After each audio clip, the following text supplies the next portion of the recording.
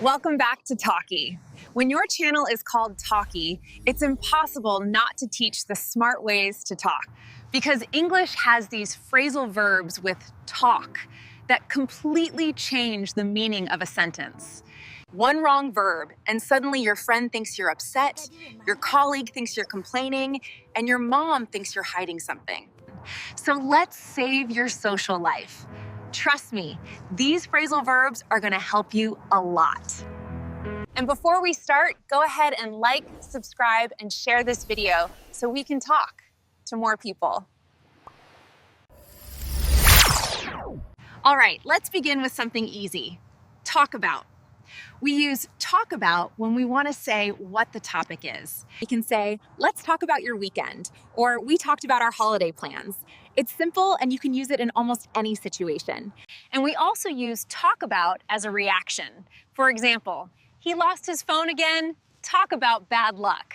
Hey, with the wedding so close, maybe we should talk about where we're gonna live. I'm here to talk about the guest list. Now let's look at talk to. We use talk to when we communicate with someone, and it can sound serious depending on the tone.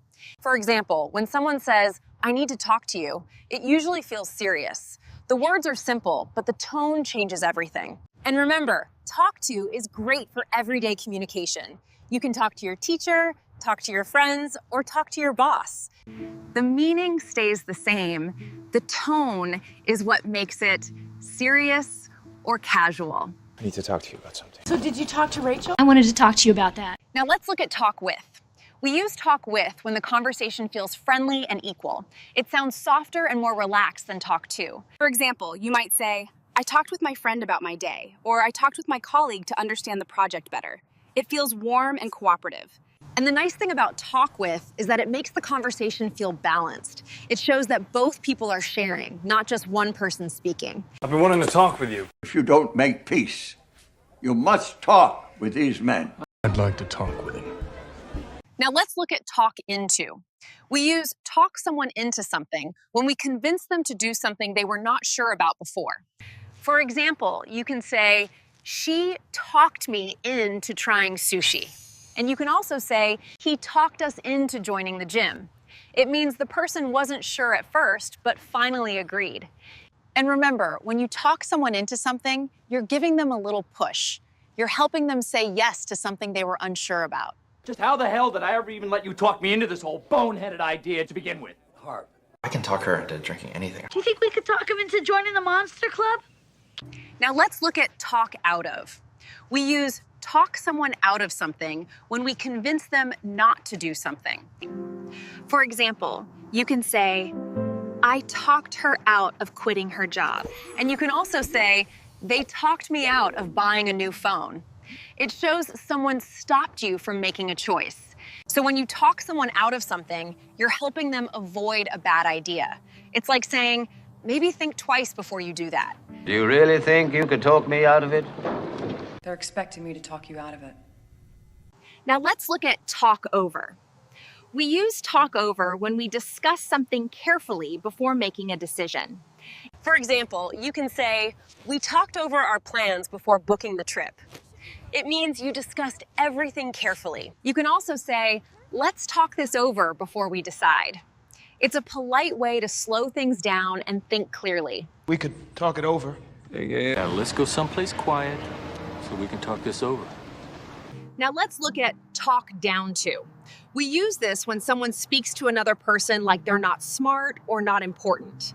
For example, you might say, he talked down to me during the meeting, which means he acted like he was more important. You can also say, she talked down to the students, which means she made them feel small. It's a negative way of speaking. Talk down to me. Don't you ever talk down to me. Please don't talk down to me. And now let's look at talk back. We use talk back when someone responds in a rude or disrespectful way, usually to a parent or a teacher. For example, you can say, the child talked back to his mother, meaning he answered in a disrespectful way.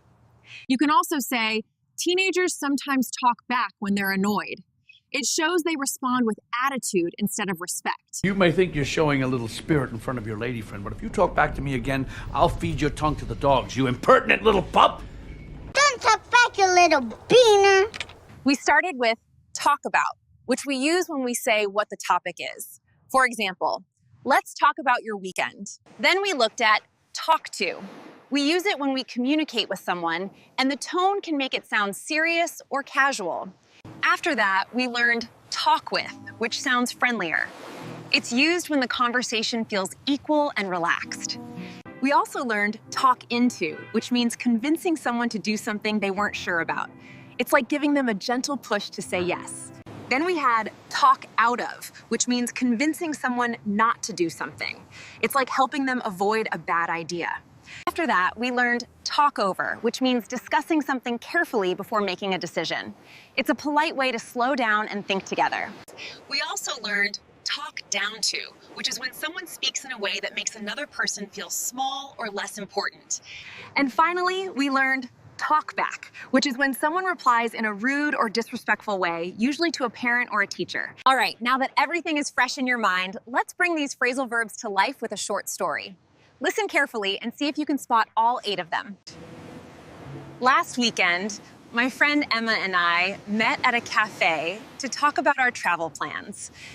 Before choosing anything, we talked over the dates and the budget.